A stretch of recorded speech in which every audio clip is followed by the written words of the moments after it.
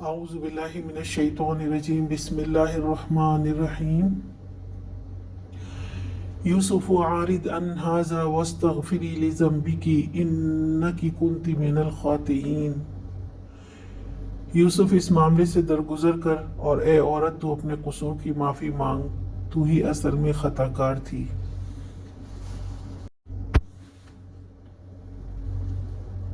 اب عزیز مصر معاملے کو سمجھ گیا اور عزت بچانے کی خاطر بولا یوسف نظر انداز کرو، اور اپنی بیوی سے بولا تو معافی مانگ لے، تیری غلطی ہے۔ یوسف علیہ السلام کو نظر انداز کرنے کی تاکید کی تاکہ گھر کی بات باہر نہ جائے اور دوسروں تک اس کے اثرات نہ جائیں، کیونکہ برائی کی تشہیر سے مزید بے عزتی ہوگی۔ آج کا سوال، عزیز مصر نے اپنی بیوی سے کیا کہا؟